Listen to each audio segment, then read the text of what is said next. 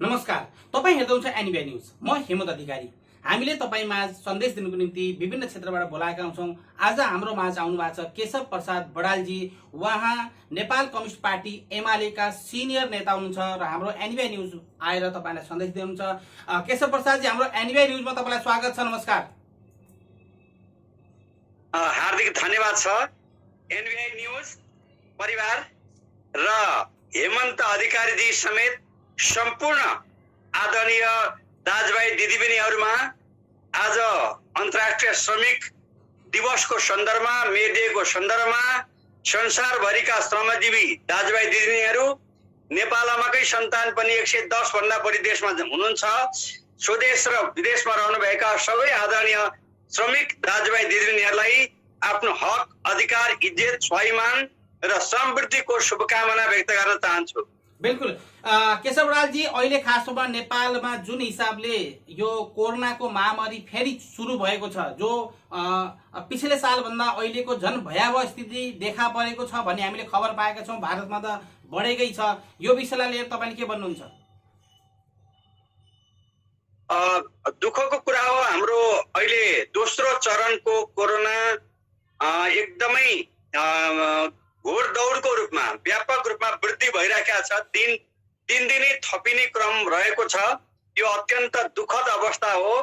यसले गर्दा म तपाईको यो मिडिया मार्फत सम्पूर्ण आदरणीय व्यक्तित्वहरुमा अब सम्भव भएसम्म सुरक्षाको व्यवस्था गर्ने, मास्क लगाउने, सुरक्षित रहने, दूरी कायम गर्ने, त्यसको निम्ति पनि म निवेदन गर्न चाहन्छु।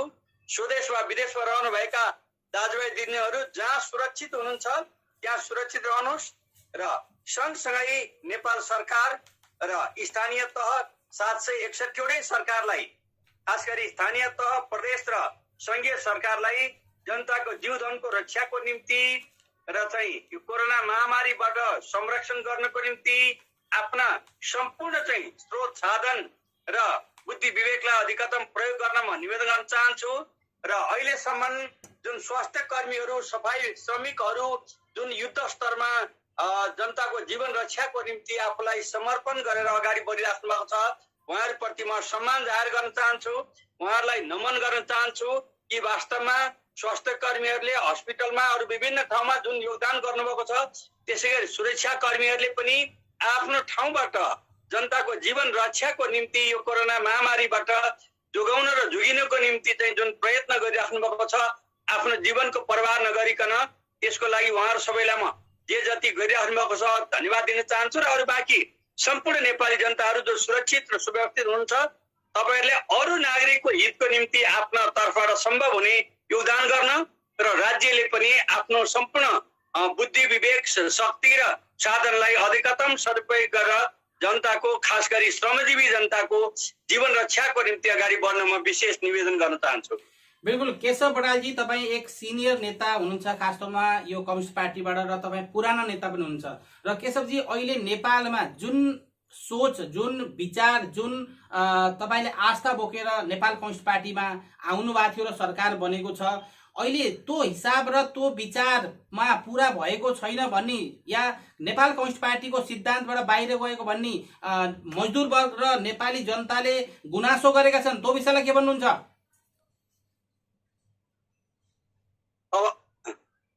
हजुर, अब यो विषयमा वर्तमान सरकार श्रमजीवी जनताकै सरकार हो, श्रमजीवीकै निम्ति निर्माण भएको सरकार हो, पार्टी हो।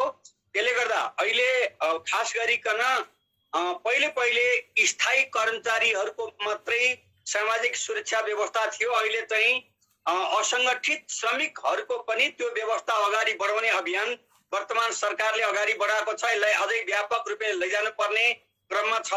त्यसको निम्ति चाहिँ जुन अगाडि बढाएको छ त्यो राम्रै छ।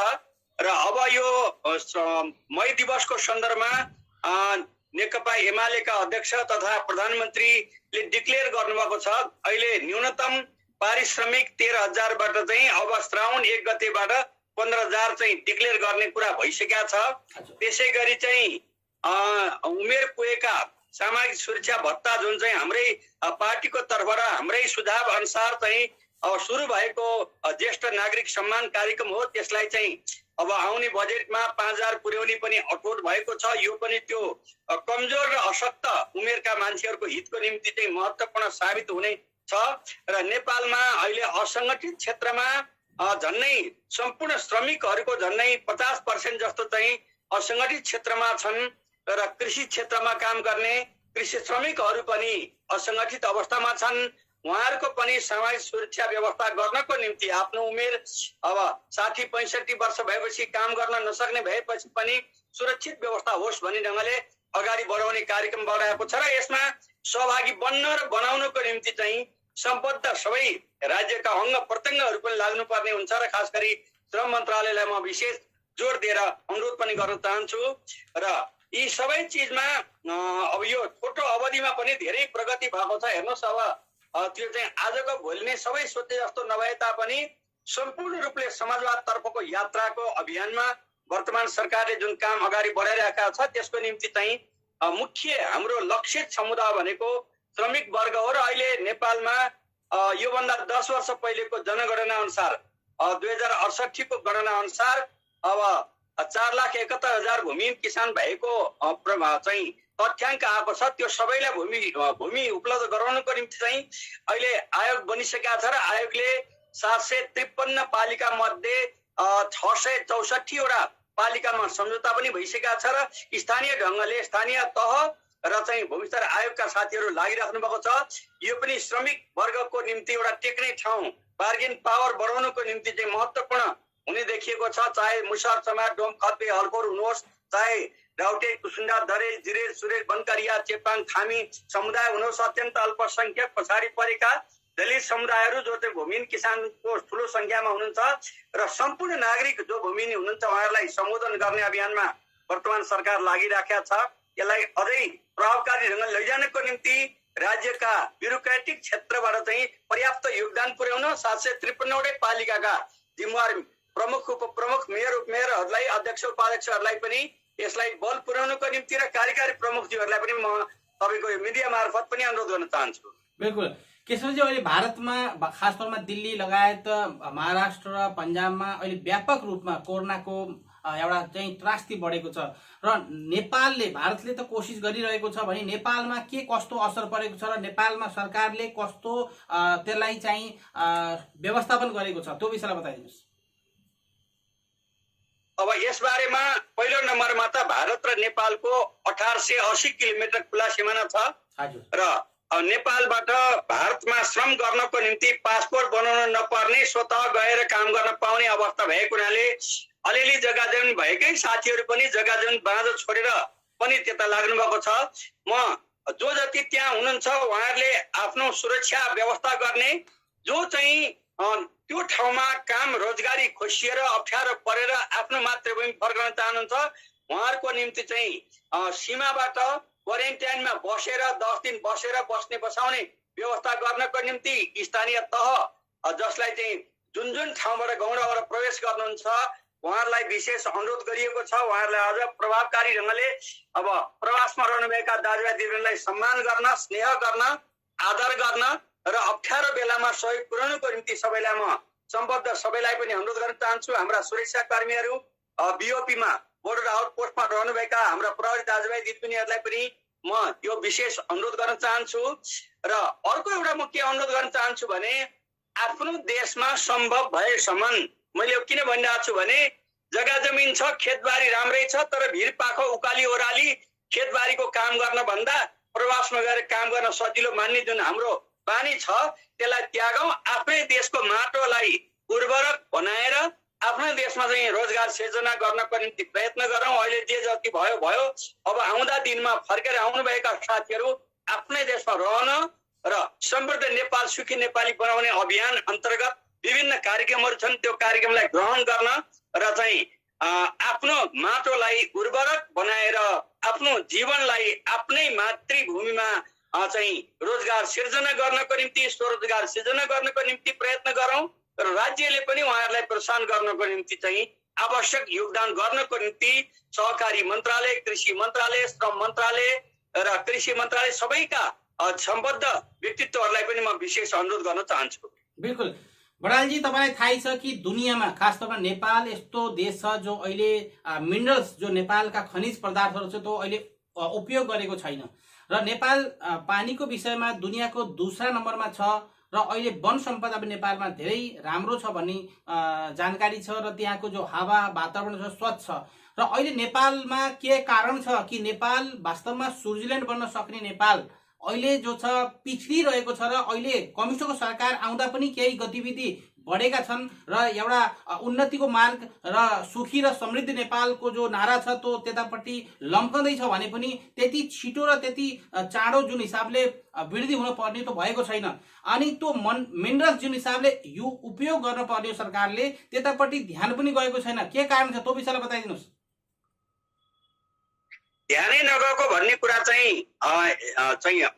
हेर्नुहोस् होइन अधिकारीजी, मैले अनुरोध गरेँ ध्यान पर्याप्त गएको छ, ध्यान मात्रै गएर हुँदैन। जस्तो भनौँ न, अब चाहिँ जमिन जङ्गल जल जडीबुटी र जलस्रोतको क्षमतालाई अगाडि बढाउनको निम्ति चाहिँ 100 वर्षभन्दा लामो इतिहास भएको जलस्रोतमा अब हामी 1-2 महिनाबाट पूर्ण रूपले आत्मनिर्भर हुँदैछौँ र केही समय पछिबाट चाहिँ जलस्रोतको उत्पादन चाहिँ निर्यात गर्ने तहमा हामी जाँदैछौँ। त्यसै गरी चाहिँ वन क्षेत्रमा अहिले 58 लाख हेक्टर जुन वन छ त्यसमध्येमा 14 लाख हेक्टर चाहिँ सामुदायिक वन छ जो जनताकै स्वामित्वमा छ। त्यसले चाहिँ पशु पंक्षी पालनदेखि लिएर तमाम कुराहरू वातावरण संरक्षण विकास गर्नको निम्ति अगाडि बढ्ने काम भइराखेको छ। त्यसै गरी खनिज क्षेत्रमा पनि लामो इतिहास भएको अहिले धौबाजी फलामखानीदेखि लिएर विभिन्न ठाउँमा चाहिँ मेट्रिक र नन मेट्रिक खनिज पदार्थहरूको विकास भइराखेको छ र अहिले नेपालमा सिमेन्ट, अब कोरिया जापानबाट सिमेन्ट आउने गरेको ठाउँमा अहिले सिमेन्टमा पूर्ण रूपले आत्मनिर्भर भइसकेको छ र अब हामीले जति कारखाना जडान भएको छ त्यसको चाहिँ 25% चाहिँ निर्यात गर्नुपर्ने अवस्थामा चाहिँ पुगिसकेको छ। केही नभएको भन्ने होइन अहिले केही समयमा। त्यसै गरी चाहिँ अब खानेपानीदेखि लिएर जनताका समस्याहरूलाई सिंचाइदेखि लिएर यी तमाम कुरामा अगाडि बढेको छ र अब 753 वटै पालिकामा चाहिँ सडक यातायात उत्पादन र बजार जोड्नको निम्ति व्यवस्था भइराखेको छ र त्यसै गरी हुलाकी राजमार्ग जो चाहिँ 40 वर्षदेखि अल्पत्र परेको अहिले करिब 90% कम्प्लिट भइसकेको छ। त्यसै गरी चाहिँ अब मदन भण्डारी लोकमार्ग पूर्व पश्चिम चाहिँ निर्माण भइरहेको छ। पुष्पलाल लोकमार्ग पूर्वदेखि पश्चिमसम्म 1800 किलोमिटर जुन छ त्यो पनि युद्ध स्तरमा अगाडि बढिराखेको छ र अहिले यतिखेर भनियो भने नेपालको इतिहासमा विकासको रफ्तार व्यापक अगाडि बढेको छ। तर के छ भने अब आजको भोलि नै अब यो सरकार बनेको 3 वर्ष भयो। 3 वर्षमा तपाईले आँपको बोट रोप्नुभयो भने पनि भर्खर फल्न थाल्या हुन्छ, कटहरको रुख रोप्नुभयो भनेदेखि त्यो फल्न थालेकै हुँदैन। भनेपछि यो छोटो अवधिमा जे जति प्रगति भएको छ त्यो दुःख मान्नु पर्ने होइन। तर यही बेलामा महाभूकम्पको पीडा छँदैछ, नाकाबन्दीको पीडा छँदैछ। त्योभन्दा बाहेकमा चाहिँ बाढी पहिरोले गत वर्ष साह्रै ठुलो क्षति पुर्यायो। फेरि यो कोरोना महामारीले पोहोर साल त्यत्तिकै दुःख दियो, अहिले फेरि दुःख दिइराखेको छ। यी तमाम प्रतिकूलताका बिचमा पनि जे जति प्रगति भएको छ र यो चाहिँ अब सुखद अवस्था छ। तर म प्रवासमा रहनुभएका सबै दाजुभाइ दिदीबहिनीहरूलाई पनि म के अनुरोध गर्न चाहन्छु भने आफ्नो जग्गा जमिनमा लहरे पिपल लगाएर आफ्नो जग्गा जमिनमा चाहिँ बुट्यान हुने गरी चाहिँ बाँधै छोडेर विदेशमा जाने भन्दा पनि आफ्नै माटोलाई उर्वरक बनाएर आधुनिक ढङ्गले कृषि प्रणालीमा अगाडि बढाउनको निम्ति र उद्योगमा अगाडि बढ्नको निम्ति, उत्पादन क्षेत्रमा अगाडि बढ्नको निम्ति आयात प्रतिस्थापन गर्न, निर्यात बढाउन, रोजगारी सिर्जना गर्न, गरिबी निवारण गर्न सरकार र जनताको हातेमालो चाहिन्छ। सरकार एक्लैले चाहिँ उपलब्ध गराउने कुरा त धेरै भन्यो, तर चाहिँ त्यो उपलब्ध लिनको निम्ति जनता तयार भएनन् भने सरकार एक्लैले गर्न सक्दैन। यो कुरो अब भारत प्रवासमा रहने दाजुभाइ दिदीबहिनीहरूलाई म त्यही पनि हेर्छु। युपी, बिहार, झारखण्ड, आन्ध्र, उडिसाका चाहिँ दुर्गम गाउँ बस्तीमा तपाईँ जानुभयो भने नेपालको भन्दा पनि दर्दनाक अवस्था पनि त्यहाँ छ। त्यसले गर्दा प्रश्न के छ भने राज्यले गर्छु भनेको ठाउँमा जनताको पनि हातेमालो जरुरत छ र चाहिँ म मेरो श्रम र बुद्धि म लगाउँछु, राज्यले त्यसलाई आधार दिनु पर्यो, उत्साहित गर्नु पर्यो, प्रोत्साहित गर्नु पर्यो भन्ने कुरा हुनु पर्दछ। त्यसको निम्ति वर्तमान सरकार र श्रमजीवी जनताकै सरकार भएको हुनाले र श्रमजीवी वर्गको मुक्तिको निम्ति अठोट गरेर अगाडि बढेको सरकार भएको हुनाले सक्दो प्रयत्न गरिरहेका छ र आउँदो बजेटमा अझ यसलाई केही विशेष सम्बोधनको निम्ति हामीले अनुरोध गरेका छौँ। बिल्कुल केशव बडालजी, तपाईँले अहिले खास तौरमा नेपाल कम्युनिस्ट पार्टी भित्रको जो हलचल छ, दुईटा खेमा बनेर जुन हिसाबले समान्तर कमिटी बनिरहेका छन्, यो एउटा परिवार झैँ मिलेर जानी साटो जुन हिसाबले उथल पुथल मचेको छ, त्यसलाई हामीले कसरी समेट्न सकिएला या के कसो, त्यो विषयलाई लिएर खासमा दुई शब्द राखिदिनुहोस्।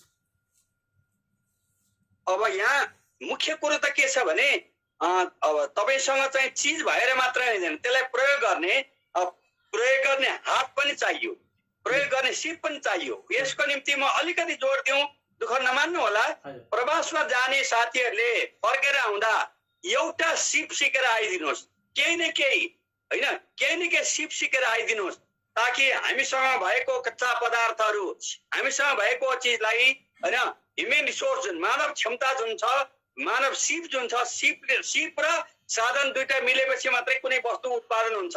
उत्पादन र रोजगारी सँगसँगै त्यहाँबाट अगाडि बढ्छ। त्यसले गर्दा प्रवासमा जति दिन रहनुहुन्छ तपाईँहरूले एउटा सिप सिकेर आइदिनुहोस्।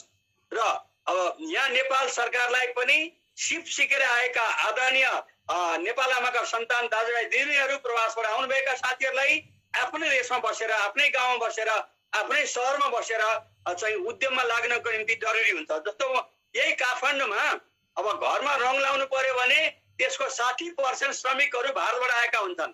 घर बनाउने ठाउँमा चाहिँ काम गर्ने मान्छे हेऱ्यो 50% भन्दा बढ्ता भारतबाट आएका श्रमिकहरू हुन्छन्, किन्तु अलिक दक्ष श्रमिक चाहिन्छ। त्यसै गरी चाहिँ बाटो बनाउने ठाउँ गयो भने आधाभन्दा बढ्ता भारतीय श्रमिकहरू आएर यहाँ काम गर्नुभएको छ। यही काठमाडौँमा चाहिँ तरकारी, फलफुल र उद्योग व्यापार व्यवसायमा ठुलो संख्यामा भारतीय नागरिकहरू हुनुहुन्छ भनेपछि बाहिरबाट आएर यहाँ चाहिँ गर्नुभएको छ। यही आफ्नो चाहिँ अब थोरै पुँजीबाट पनि गर्न सकिन्छ भन्ने जुन भावना हो नि, त्यो चाहिँ अलिकति विकास गर्न जरुरी छ। आफ्नो देशमा त्यही काम नगर्ने, विदेशमा गएपछि त्योभन्दा गए गुज्रेको काम पनि गर्ने जुन बानी छ, त्यो बानीमा परिवर्तन ल्याउन जरुरत छ। बिल्कुल नि केशवजी, खास तौरमा पार्टी नेपाल कम्युनिस्ट पार्टी भित्रको जो विभाजन छ त्यसलाई एकताबद्ध गराउन वामदेव गौतमजीको कोसिस लागिरहनु भएको छ कि एकताबद्ध गराउने भनेर? तपाईँको परिवार, तपाईँको घरलाई कसरी एकताबद्ध हुन सक्ला? अब यो विषय उठाउनु भयो, धन्यवाद छ त्यसको लागि चाहिँ। अब हिजो गत असार 16 गतेको जुन त्रुटिपूर्ण गतिविधिमा वामदेवजीको नि भूमिका रह्यो र यो परिस्थिति आउने थिएन, विवाद हुने थिएन। त्यसले गर्दाखेरि चाहिँ उहाँहरू पार्टीले गरेको निर्णयलाई, विगतमा गरेका कमी कमजोरीहरूलाई महसुस गर्दै पार्टीमा स्वागत गरिएको छ। हामीले अनुरोध गरेका छौँ, आउनुहोस् तपाईँहरूको कुनै पनि पद, हिजो त पार्टी अध्यक्षलाई अब चाहिँ दलको नेताबाट हटाउने, त्यसपछि गर्दै अब पार्टी अध्यक्षबाट हटाउने, साधारण सचिवबाट हटाउने सारा कुरो गर्नुभयो। तर अहिले केपी ओलीको नेतृत्वमा अहिले नेकपा एमाले कसैलाई पनि निष्कासन गरेको छैन, फ्लोर क्रस गर्ने 4 जना बाहेक। त्यसले गर्दा आउनुहोस्, कमी कमजोरी भए भन्नुहोस्। 6 महिनाको निम्ति निलम्बन गरिएका साथीहरूलाई पनि 6 दिनमा पनि त्यो फुकुवा हुन सक्छ। आउनुहोस्, पार्टीको निर्णयलाई स्वीकार गर्नुहोस्, विगत भएका कमी कमजोरी महसुस गर्नुहोस्, पार्टी निर्माण आउनुहोस् भन्ने कुरा हामीले भनिरहेका छौँ। म तपाईँको मिडिया मार्फत पनि यही कुरो अनुरोध गर्न चाहन्छु। यो मेरो मात्रै भने होइन, नेकपा एमालेको केन्द्रीय कमिटीका करिब 80% को चाहिँ बैठक होइन, अब भर्खरै बसेको चाहिँ महाधिवेशन आयोजक कमिटीको 6 गतेको, 10 गतेको, 12 गतेको लगातारको बैठकले पनि यही आह्वान गरेका छ। फेरि पनि म अनुरोध गर्न चाहन्छु, त्यसले गर्दाखेरि चाहिँ मान्छे हो, जीवनमा कमजोरी हुन्छन्, तपाईँहरूले पनि केही गल्ती गर्नुभयो, तर पनि पार्टीमा आउनुहोस् र पार्टीले सम्मानपूर्वक अगाडि बढ्ने वातावरण दिन्छ। बिल्कुल केशवजी, विश्वमा छरिएका एनबिआई न्यूजका दर्शक र अहिले आज खास तौरमा मजदुर दिवस छ, विश्वमा रहेका मजदुरहरूलाई सानो सन्देश दिँदै हामी अब अन्तिम प्रश्नमा गएका छौँ। 2 शब्द राख्नुहोस् विश्वमा छरिएका मजदुरलाई समेटेर। अब स्वदेश तथा विदेशमा रहने भएका सम्पूर्ण श्रमिक वर्गलाई पहिलो नम्बरमा नेकपा एमालेमा अब आबद्ध हुन प्रेरित गर्ने, गराउने गर्नुहोस्। अर्को कुरा, श्रम संसारभरिका श्रमजीवी जनताहरू, खास गरी नेपाल आमाका सन्तान जो संसारका 110 देशभन्दा बढीमा छरिएर रहनु भएको छ, नेपालमा रहनु भएको छ, तपाईँहरूले चाहिँ हाम्रो देशमा जमिन, जङ्गल, जल, जडीबुटी र जनताको श्रम क्षमता नभएको होइन। पढ्न गएकाहरू गोल्ड मेडल पाएका छन्, लड्न गएकाहरू भिसी क्रस पाएका छन्, काम गर्न गएकाहरू पनि इमान्दार असल भनिएका छन्। त्यसले गर्दा यस्तो मानव क्षमता भएको चाहिँ नेपाली दाजुभाइ दिदीहरू आफ्नै देश निर्माणमा आउनुहोस्, त्यो सम्भव छ। र आज श्रमिक दिवसको सन्दर्भमा सम्पूर्ण श्रमिक वर्गहरूको हक अधिकार स्वाभिमानको निम्ति तपाईहरुको साथमा नेकपा एमाले छ र हामी छौं, म छु। त्यसको निम्ति चाहिँ निरन्तर हातेमालो गरेर अगाडि बढौं र आजको सन्दर्भमा हार्दिक मंगलमय शुभकामना व्यक्त गर्न चाहन्छु हेमन्त अधिकारीजी र चाहिँ यहाँहरू श्रोताहरू सबै आदरणीय व्यक्तित्वहरूलाई पनि म यही अनुरोध गर्न चाहन्छु। बिल्कुल, यहाँ हुनुहुन्थ्यो केशव प्रसाद बडालजी र नेपाल कम्युनिस्ट पार्टी एमालेका सिनियर नेता हुनुहुन्थ्यो र हाम्रो एनबीआई न्यूजमा आएर तपाईँलाई सन्देश दिनुभयो। उहाँलाई हामीले फेरि बोलाउने बाचा गर्दै अहिले हामीले बिदा लिन्छौँ। केशवजी, हाम्रो एनबीआई न्यूजमा आएर तपाईँले समय दिनुभयो, यसको लागि धेरै धेरै धन्यवाद। नमस्कार। तपाईले माया गरेर डाक्नुभयो, त्यसको लागि हार्दिक हार्दिक धन्यवाद छ। सिंगै हाम्रो घरका तीनै पुस्ताको तर्फबाट सम्पूर्ण नेपाली श्रम दाजुभाइ दिदीहरूको तर्फबाट हार्दिक मंगलमय शुभकामना।